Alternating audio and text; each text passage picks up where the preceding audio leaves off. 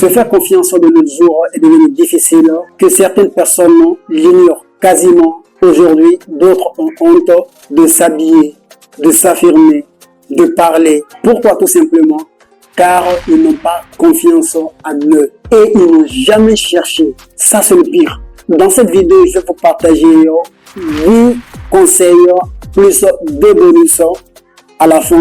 Vous devez regarder cette vidéo jusqu'à la fin pour avoir toutes les cartes en main. Numéro 1, bien se préparer. Si vous avez un entretien d'embauche, un examen ou un objectif à atteindre, vous devez vous préparer. Et cela demande une bonne préparation. Prenez le temps nécessaire à préparer cet événement. Par exemple, pour un entretien, demandez à votre entourage de vous répéter par oral. C'est vrai, des fois, c'est chiant, mais il le faut.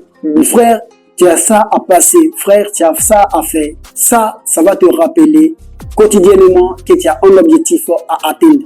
Et c'est bon parce que sans rappel, c'est pas tout le temps qu'on a besoin d'attendre. C'est pourquoi il faut que vous mettez toutes les cartes à votre disposition avant de commencer à l'utiliser. Dans cette période que vous allez réviser votre plan pour que vous puissiez avoir une piste claire et propre. Si c'est pour la prise de parole en public, entraînez-vous devant un miroir. Plus vous vous préparez, plus vous serez en l'aise. Ou bien vous avez des lacunes à parler à quelqu'un ou vous-même, la façon dont vous parlez ne vous plaît pas. Je vous suggère de parler à votre miroir et de vous regarder. Corrigez jusqu'à la partie qui vous plaît. Vous la prenez et ça devient votre style.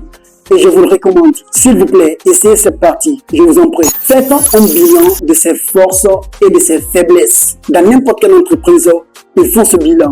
Et si vous arrivez à faire ça pour vous personnellement, je suis sûr que vous allez être un génie. C'est clair. Moi, personnellement, j'appelle ça connaître sa position face à un défi. C'est comme ça que moi je le prends. Identifiez votre force pour prendre confiance en vous et vous valoriser. Ayez conscience de votre faiblesse aussi, afin de savoir sur quoi travailler et veillez à ne pas vous mettre en position d'échec. Permettez-moi de vous raconter une histoire sur Oumou. Oumou, elle est infirmière, elle a étudié, elle a fini. Maintenant, elle a fait des stages, elle a fait tout ce qu'il faut. Oumou se prépare maintenant pour un entretien, pour un poste d'infirmier. Avant de se rendre au rendez-vous, elle fait le bilan. Elle sait qu'elle maîtrise les techniques de son soin. De plus, sa relation avec les parents est excellente. Elle dispose de toutes les qualités de compétences requises pour ce poste. Mais son point faible est qu'elle déteste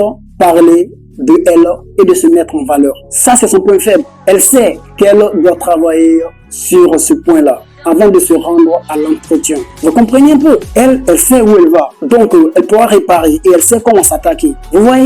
Et numéro 3, lister ses qualités.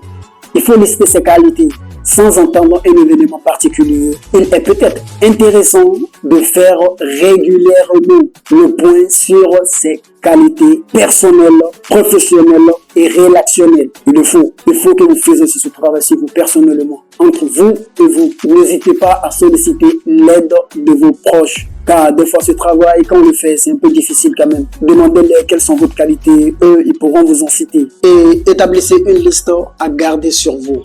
Si vous préférez trouver vous-même vos qualités, identifiez les principales qualités ou valeurs de 3 personnes ou personnages que vous admirez. Peut être des personnes, des acteurs, des joueurs, à votre voix, donc vous voyez les leaders.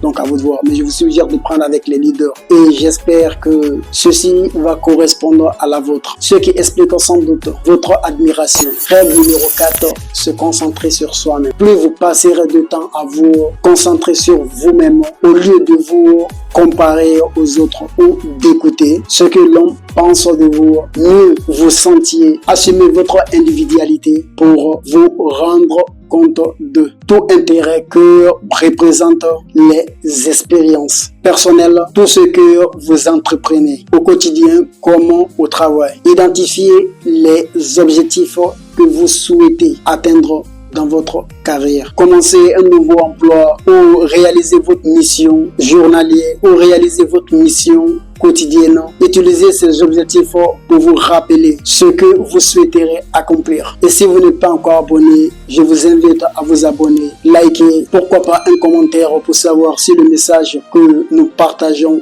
est reçu 5 sur 5 ou 10 sur 10. Donc, on veut savoir. Règle numéro 5, être authentique. Faire preuve de confiance en soi ne veut pas dire manquer d'authenticité. Non, non et non. Au contraire, plus vous serez authentique, plus vous serez à l'aise. Être authentique dans votre atmosphère est l'occasion d'exprimer son idée. Vous explorez votre créativité, car votre esprit et votre mental sont libres. Vous êtes free, vous innovez et apportez plus à votre entourage. Si vos idées ne sont pas acceptées, ce n'est pas grave. De toute façon, vous avez fait de votre mieux. Et c'est ce qui compte. Règle numéro 6. Repérer et sortir de sa zone de confort. Personnellement, je fais cette visualisation comme un snapper. Nous connaissons tous cette zone de confort dans laquelle nous nous sentons bien. Il est important de le repérer pour pouvoir s'y réfugier quand le moral est au plus bas. Ce que je trouve intéressant de sortir de sa zone de confort, c'est pour expérimenter de nouvelles choses. Et je vais vous donner un tout petit exemple sur Gami. Gami déteste les réunions professionnelles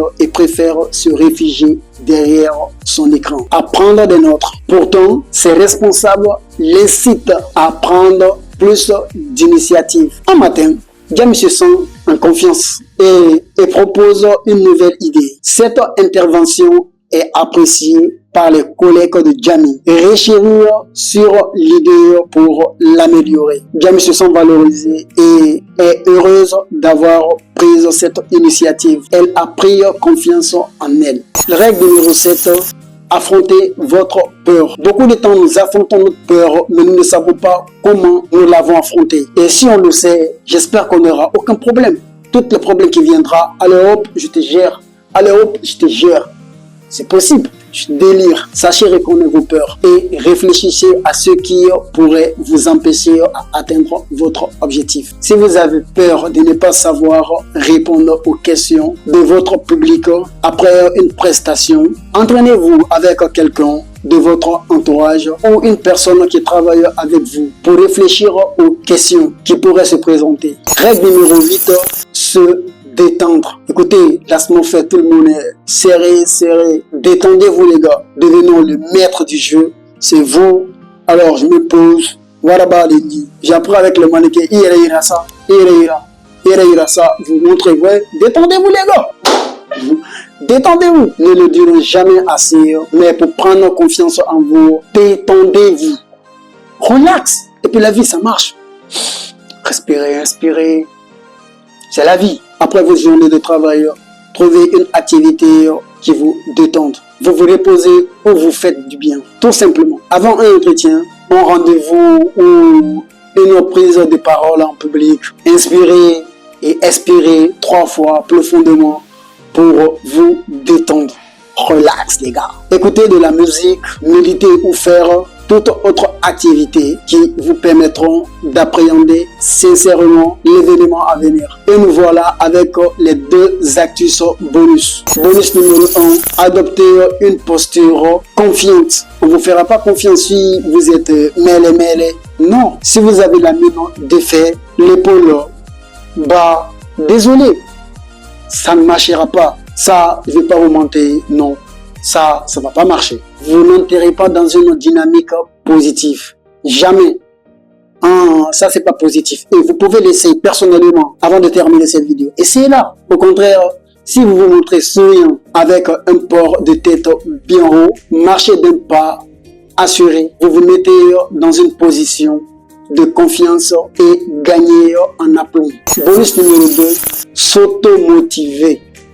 C'est pas facile, mais il faut le faire. N'ayez pas peur de temps en temps de vous faire des compliments. Un exemple, j'ai une bonne mine ce matin ou j'atteins mes objectifs plus tôt de ce mois. Eh bien, je suis en l'aise ou je suis cool aujourd'hui. C'est possible, c'est normal. ne peut vous apporter une énergie positive. De même, si vous avez besoin de motivation avant une situation évoquée ci-dessous, n'hésitez pas à vous encourager avec une pensée positive. Vous pouvez également trouver un moment chaque jour pour vous répéter 3 objectifs de vie ou de carrière sous la forme d'une phrase positive à la manière mantra.